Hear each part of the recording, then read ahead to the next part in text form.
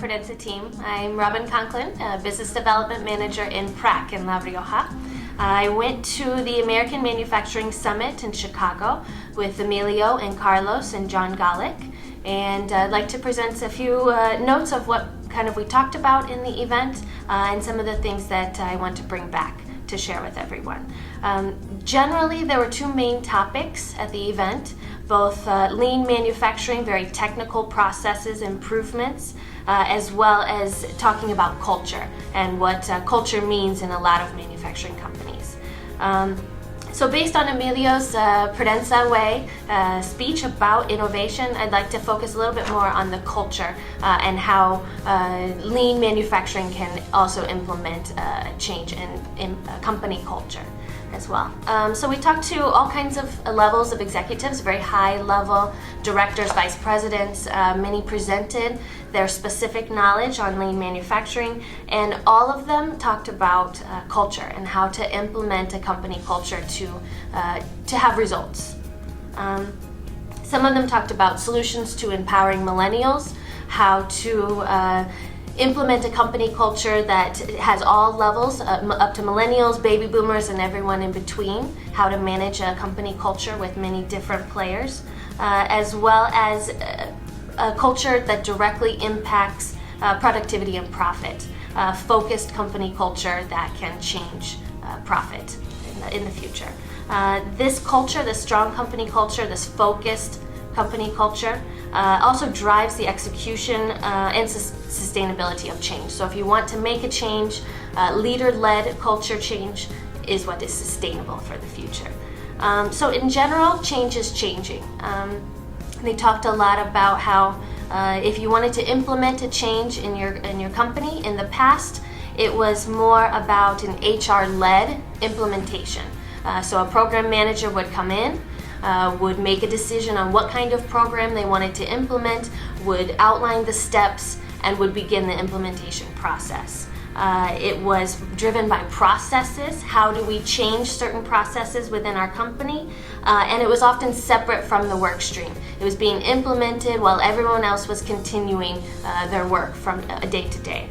The new type of change management that is aligned with lean manufacturing techniques is a leader-led change. So the leader of the organization or leaders are the ones to first implement this change, and it disseminates to the rest of the company. It solves a problem, or it answers to a specific return on investment. So there's a focus to why the company is making this change, not just change because of change. No, it is behavior driven. So many of these changes focus on how can people change their behavior in order to have this change.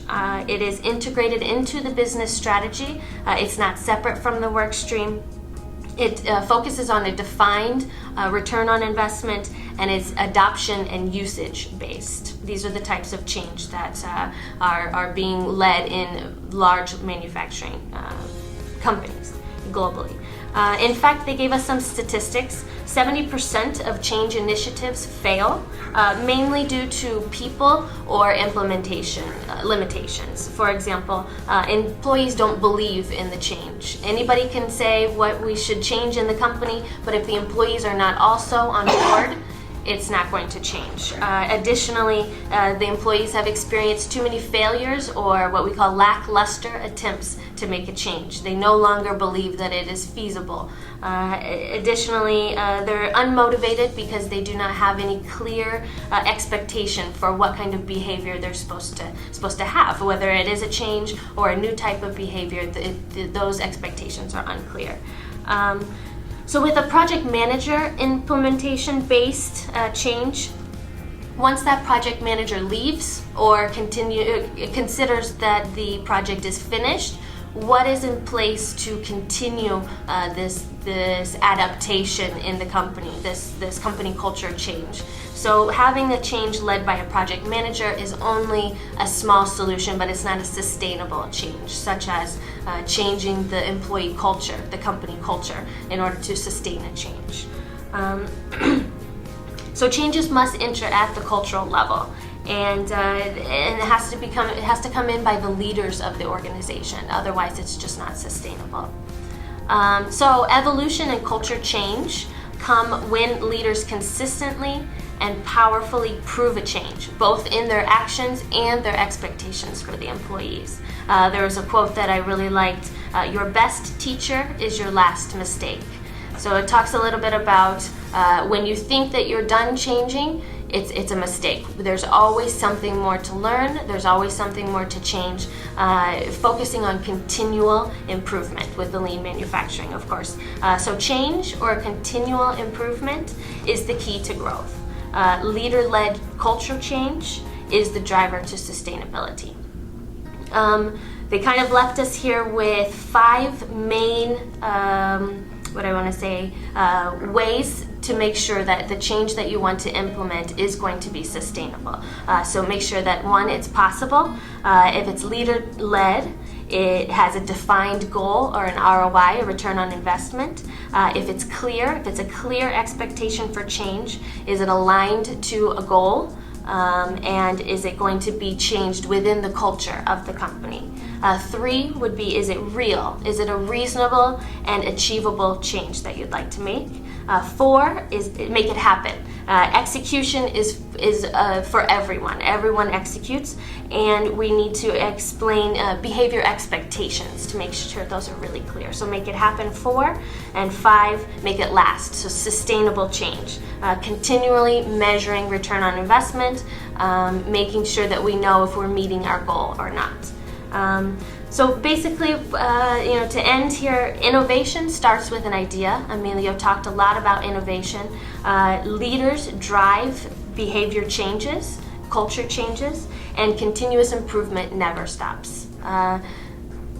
The truth is that there are a lot of companies out there that we talk to that really need our knowledge here in Prodensa. There's a lot of companies that were very entertained with when we talked to them about Mexico being a place for manufacturing.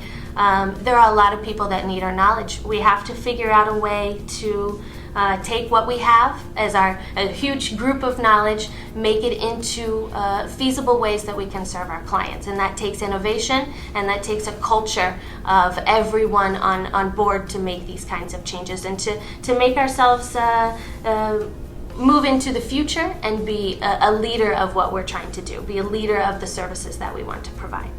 So that's what I have for you today. Thank you.